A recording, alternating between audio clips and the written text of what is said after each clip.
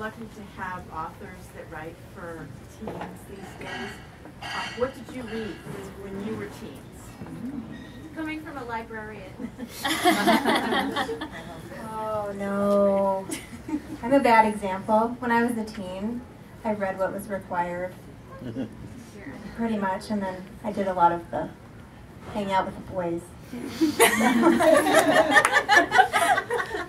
Yeah, my strongest reading memories are 8 to 12. I was an avid reader then, and I see it with my own kids too, that what happens is they hit high school and they just do not have time. It's really sad. So I applaud all of you teens who are making time to read for fun. I make my kids, what I do at my house is I make them go to bed, and I say, you can read, I don't care, but you have to go to bed.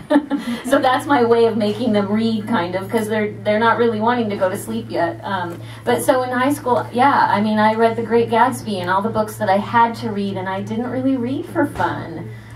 So it's really great now because my inner teen is so happy I cannot even keep up with all the books that I want to read right now. I read a lot, but my friends would call me a bookworm, and that was when it was like embarrassing to be a bookworm. Now I'm like, yeah. I read a lot of R.L. Stine, the Fear Street books, a little bit of Sweet Valley High, you know, the typical series, and then I skipped to Mary Higgins Clark's suspense adult books, and I read like 30 of those, and then came back to YA now that there's so much variety. So. Yeah. I think part of it is for a long time there wasn't really a lot of YA. You kind of jumped from sort of what we'd think of as upper middle grade. So I remember reading absolutely everything Judy Blume ever wrote.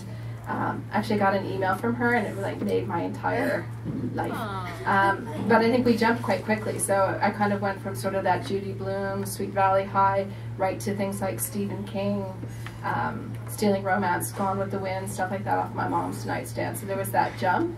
I think there's way more things to choose from now that target sort of the later teen years. There just wasn't a ton.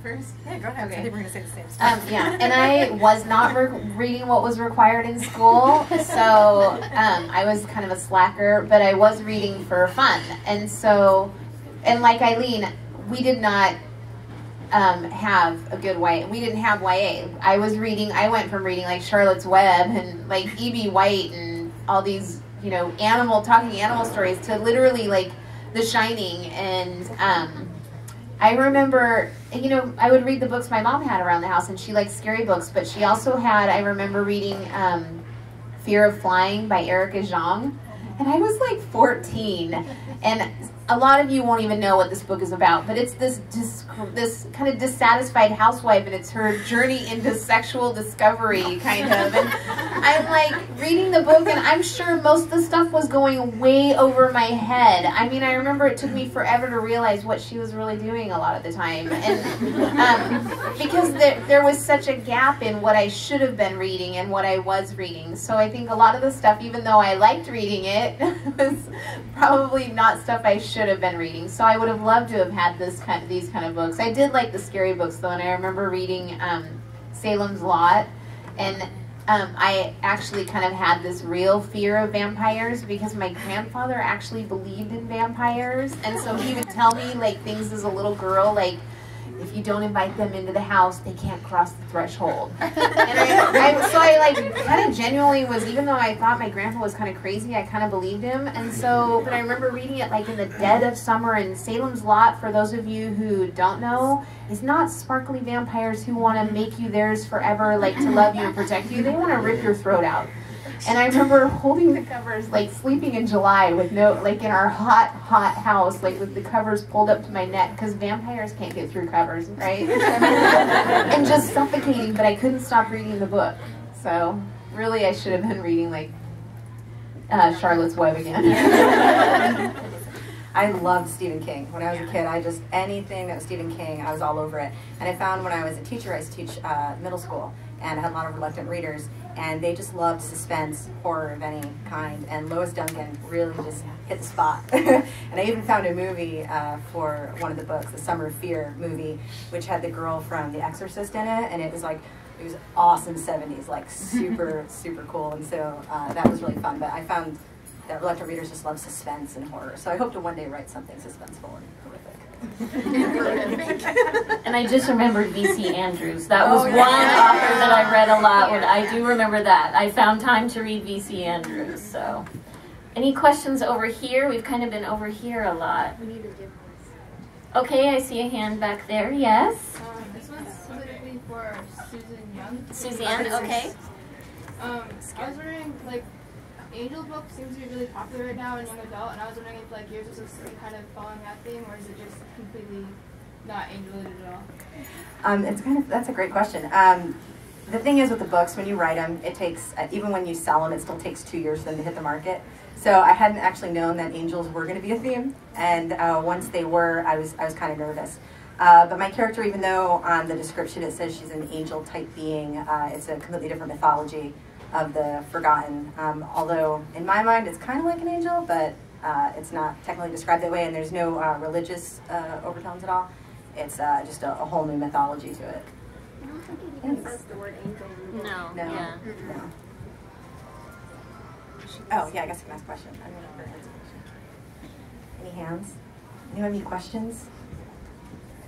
Reading. Hi. When you guys go international, what's that feel like? I mean, I know with like Kim and those guys, I mean, I know you're going international, like to England or, you know. Well, I'm not going. I know, but will you differ with you? Yeah. Will you go over there and sign books when they come out, or? If they invite me to and want to send me over there, I sure will. Very poor. Yeah. I actually have had, and one of the publishers, the UK publisher who just bought The Pledge, actually asked my agent, would she be interested in coming to the UK? Yeah, I totally would. Send me the ticket. No, it's awesome. I love the foreign sales because it means that that's just like an entirely different readership. You know, you're tapping into a different market. And it's really cool seeing their interpretation of the covers because their culture is different. I mean, the Body Finder cover in Germany is orange. It's the same flower, but it's like bright orange. So clearly, for some reason, they decided that blue wasn't going to be a good marketing color for the German market. It needed to be orange, which is cool. It looks really cool.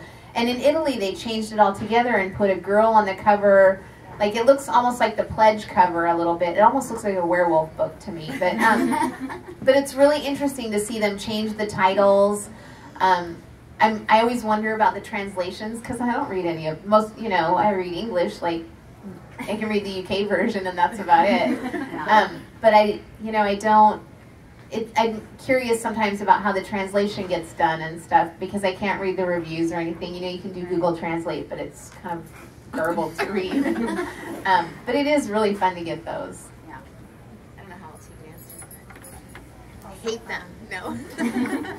Yeah, what's been fun for me is Chasing Brooklyn was sold in Korea, and so my stepdad is Korean, although he was born in San Francisco, so he doesn't speak the language, but he has Korean relatives.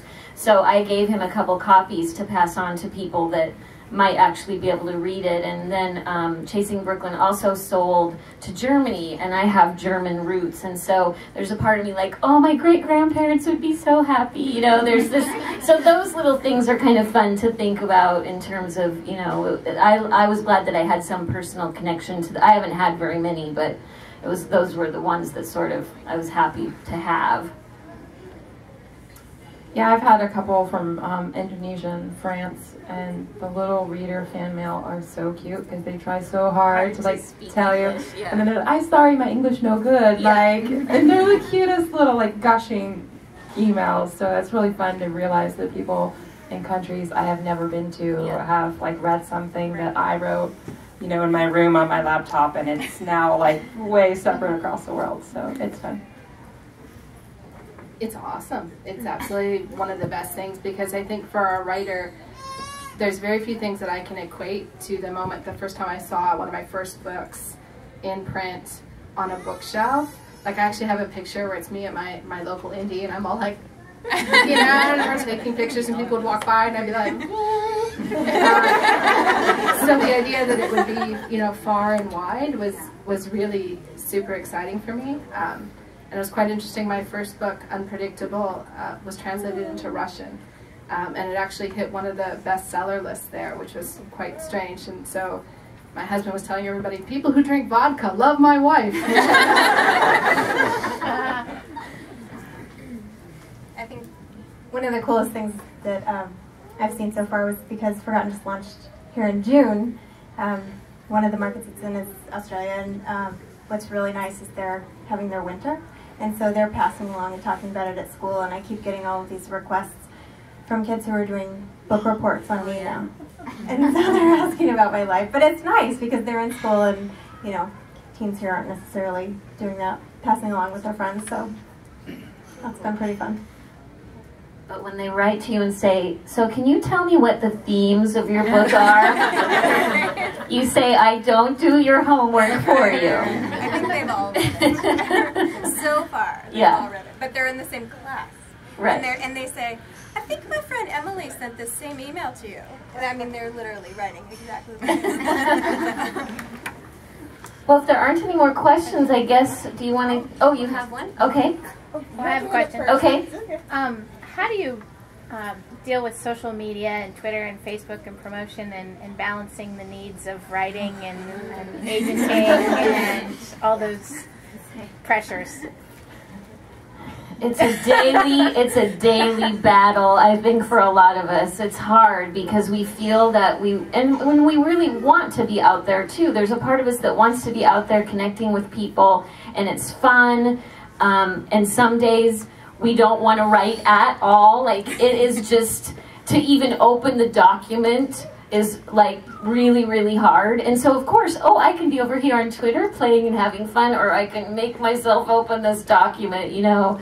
It's really a daily battle, and I think some of us, I know in the Portland community we've talked about this, where some of us actually download Freedom, which is a thing that shuts off the internet and you cannot even access it for a certain amount of time. That's how, you know, and it seems silly that we're adults and we would have to do that, but we have to do that sometimes.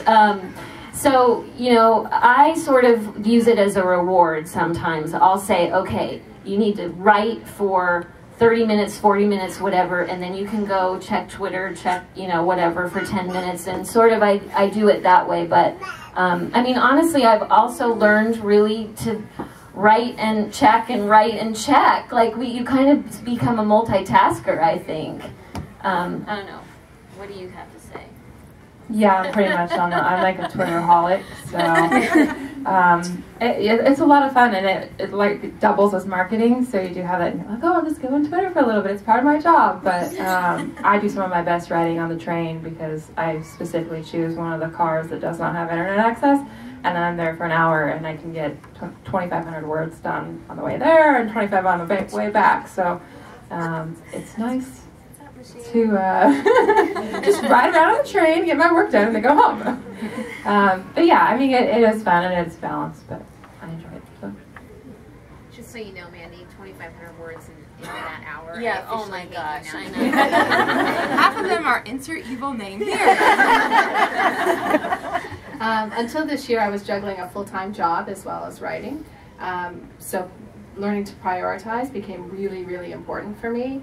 And the biggest thing I remember is it's important to be on Twitter, it's important to be on Facebook. I think people expect it now, but what they expect even more is a book. And that's my #1 priority. And when I catch myself on something else, I remind myself that no one's going to do something because of Twitter. They don't buy the tweets. If I could bundle them up, I'm really quite witty, but nobody seems to want that. So instead I have to finish the book. So. Have anything to add? I was just going to say, I wonder how many books we'd write if we didn't have social networking. Yeah. All that time. Yeah. Is there any other? There was another question. Mine's pretty much the same. Question? What has surprised you the most about the road to publication, besides it taking 2 years for your book to hit the shelves from being fired? I think it's. I mean, there's so many different surprises, and I'll try not to say a depressing one. You know, this is completely, I guess, small in the scheme of the thing, but your book covers. I know a lot of people ask about my book covers, especially if you see the naughty list over there. But we have no control usually over our book covers. And that was something that surprised me because I had always thought that the author made the book cover somehow, I think. I thought they at least were consulted somehow. But most of the time, it's like, what do you think? This is great, right? And you're like, well, and they're like, that's what we thought. It's good. Let's go with it. Although with this one, they did do a photo shoot, and I got to see it. And luckily, I was like, yes. So that was a surprise for me. I think almost everything was a surprise for me. I think as a debut author, I was probably the most clueless debut author ever. I seriously, considering how long I had been trying to get published, you would think I would have known more, but I didn't. I actually thought that I would turn in my manuscript and they would edit it and like and tell me. So I thought they would edit it and say, here's your book. It's hard to even say those words out loud. And so I was surprised by the amount of work that actually goes into, I mean, you go through several rounds of revisions with your editor, and then you do copy edits with a copy editor, and then you do first pass pages, and I mean, you go through it, and they can't change a comma without asking your permission. So, I mean, I was surprised by how much work it was, besides the social networking, because that is a lot of work also. Yeah. And then I still have to feed my kids because they won't stop asking for food, and so it's a lot of work. You know, I mean, I love it, and I'm glad. I guess I'm glad that it didn't work like that, because I've always heard stories of people say, you know, I guess I'd heard stories of authors saying, my book is nothing like I thought it was going to be, and they butchered it, and you know, all these kinds of things. And I'm thinking now, will you let them butcher it if that's how it turned out? So, or you sold out because you caved to pressure, because the copy editors, or the editor's notes are very good. I would say I agree with 90% of the things that my editor suggests, and the other 10% she's smoking crack or something. I think we should wrap it up. Okay. Because this is a lot of people. All right.